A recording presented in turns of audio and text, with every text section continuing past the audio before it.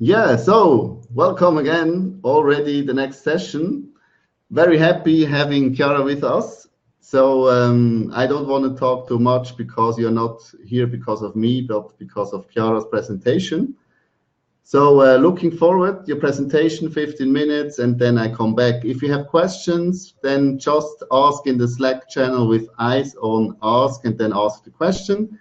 She will then answer this in the 5-minute Q&A after the presentation. So that's it, Chiara. The stage is yours. Thank you very much for the introduction. So let me just share the presentation with you. So what I'm gonna talk to you today is basically machine learning in the interpretation of knee MRI. So just to make it easy, it's a bot for radiologists. And probably now you're wondering, why a bot for radiologists? So let me just give you some numbers. Basically, the number of medical imaging techniques and exam has heavily increased in the last years. In terms of number of exam per person, number of exam per units, and so on, but also number of images containing one single exam. So, for example, MRIs or CT, and now more or less on average, one MRI contains approximately 570 images.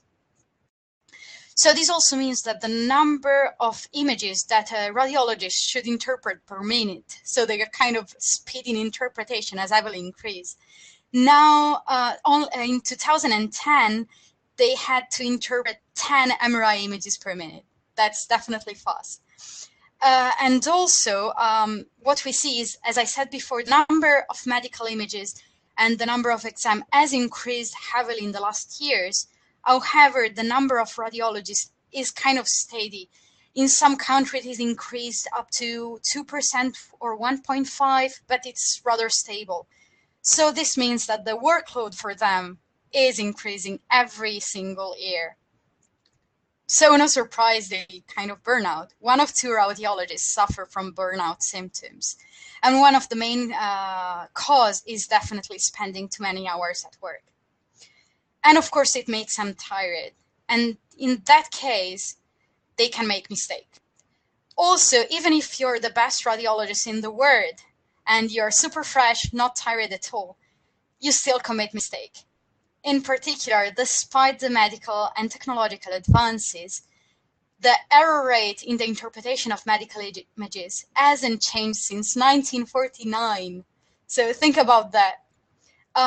To give you some numbers, basically, if you have simple images like X-ray film, one image only, and it's positive, so there's a condition or a pathology, something to see, in 33% of the cases, the radiologist doesn't spot it.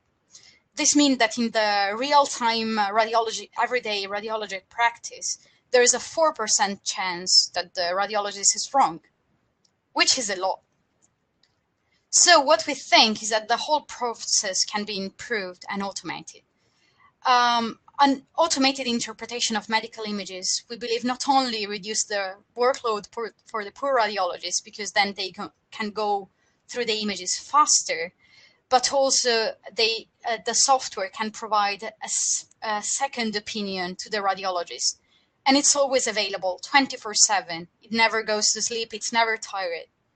Also, since we believe in machine learning, we believe in a system that continuously learns and improves.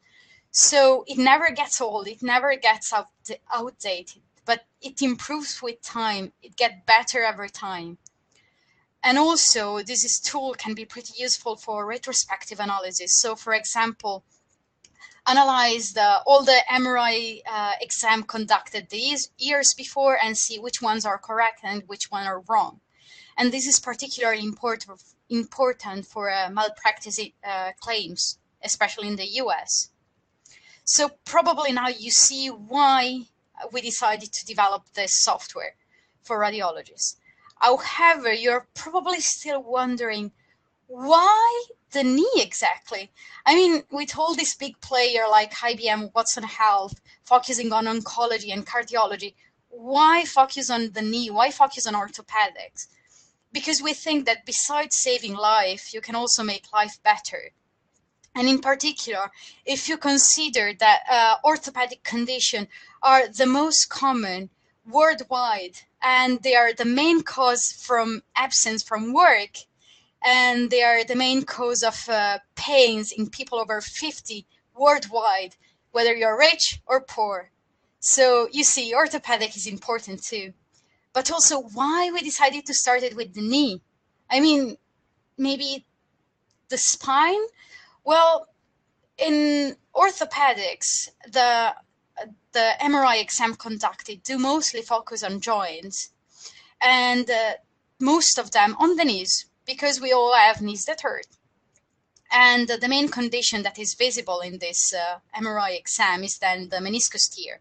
So that's why we decided to start from this condition.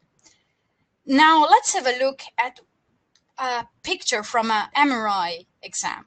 So what we see exactly, you see we have the femur bone and the tibia, and in between them there are two small triangular areas which are black. Now, if they are whole black, it means that the meniscus is healthy. However, if you see a white or gray stripe in this triangle, this means that the meniscus is torn. So that's the condition. And probably, as I explain it to you, it looks rather easy to diagnose it. However, in fact, it isn't. The diagnostic accuracy for radiologists is pretty low for this condition. Now, I won't go through all these AUC details, what they mean and what not. If you have questions, please feel free to ask. However, what I'm just showing you is the AUC, the area under the curve. And this is pretty low. It's only 0.75.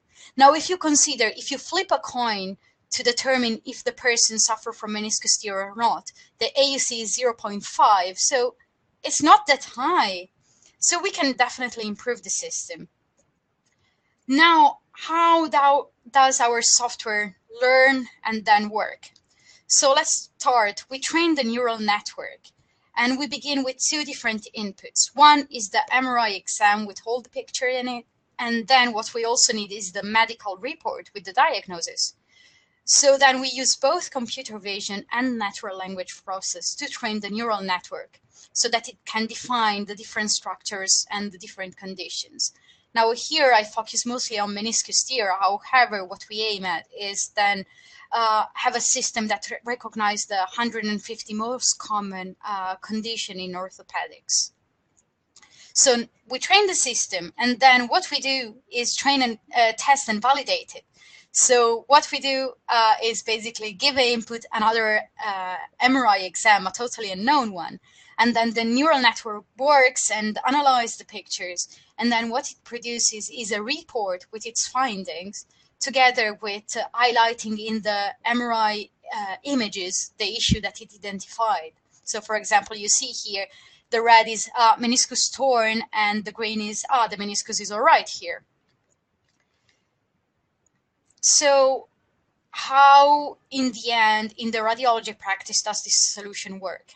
So we have the MRI unit with the patient inside and the images are generated.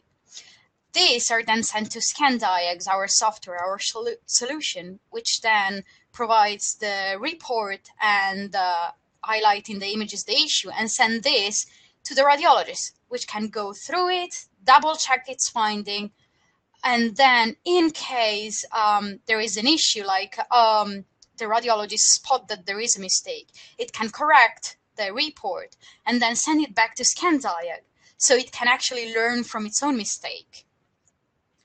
Now, these are more in details how it works, the solution together with the hospital IT ecosystem. I won't go through it in details, but if you have any question on that, please feel free to ask. And then that's how ScanDiags actually look like.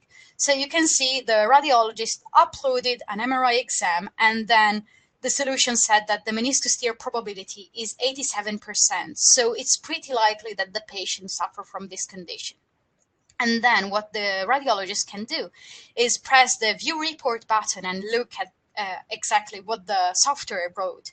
Or then look at the initial images provided, look at the images where the meniscus is visible to double check, or then look at the images where the meniscus tear is highlighted. Now, as I said before, we want to train this software over 150 orthopedic conditions. So what we're doing is collaborating with different hospitals in Switzerland to gather images and train our neural network. Now, if you happen to be a radiologist and are interested in collaborating, just drop us a line because we are happy to collaborate with you, and we'll reply to you as soon as possible. And with that, these are my details, and now I'm happy to answer all your questions.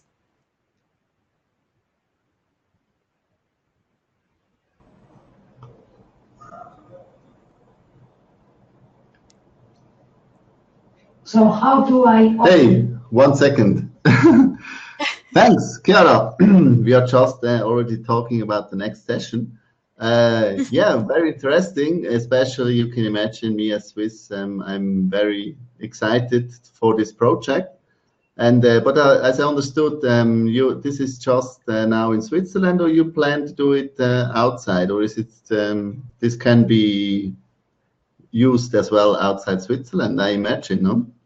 Yeah, definitely. I mean, for now, we are just, we began asking hospital in Switzerland because, of course, it was easy for us. And also, Swiss healthcare has a very good reputation. So actually, a lot of, for example, hospital from the US send them their cases to hospitals in Switzerland to double check them. So that's why we began with that case. But of course, we want to have the solution available worldwide. And I mean, it's the software, and it can either work in the cloud or in your own IT system. So definitely we want to expand to the US, to the whole Europe, Asia, anywhere you want. Okay, yeah, I can imagine, because humans are all the same all over the world, you know, like the results or like the things you're processing doesn't matter from what countries they come, no? Exactly, yeah. And I mean, the more cases the neural network has, the more it can learn and then perform better, especially for rare conditions. So, you know, like maybe there is this case that only not even 1%, maybe 0.1% of the population has, and you can see it with the MRI. But, you know, if you only have 2 cases worldwide, then it's pretty difficult. So, of course, the more you can, the more examples you can put into the system, the better it is. Absolutely. So, yeah, coming back, your call to action. If you have questions, just use like the command in Slack channel Barcelona where we are streaming. Just put in like eyes on ask, and then the questions will pop up. I'm not sure if I had already one. No, there is no question by now. So yeah, as you mentioned before, anyone can contact you. Sorry, what you mentioned before, and even easier, or the easiest way, as I always mention, is within Slack. You know. Okay. Now Daria is asking. Yeah, you see? Yeah, so definitely, as I said, we want to focus on 150 condition in orthopedics. This means not only the knee, but also the shoulders, the spine, the wrist, and in particular, detection of pathologies or condition in the wrist is generally pretty tricky for radiologists. So implementing the solution for this condition would be great. Then also, you know, foot, ankle. So basically, any part that you move from your body, it's part of the orthopedics, and we want to implement that. Okay. Yes. Thanks for these questions, Daria. So yeah, you know, Chiara is here, and now for you to answer your questions if you like. And if not, as I said, just ping her, chat with her, and ask her if you are too shy, or if questions rises later. I just wanted to say in Spanish, and then just ping her. Yeah, and as I said before, you mentioned you're based in Switzerland, but currently you're speaking from England or from UK. So Exactly. this is one great thing I always have to mention again about the bots camp. So it doesn't matter where you are. So thanks again being with us, and yeah, wishing you all the best. And for sure, we will hear soon about new projects or new countries or new things you are going to do. And looking forward to it. And yeah, definitely. Thank you very much. It was great. Okay, so then we close it and preparing for the next session. And yeah, have a nice afternoon or evening. Yeah, you too. Thanks. Bye-bye.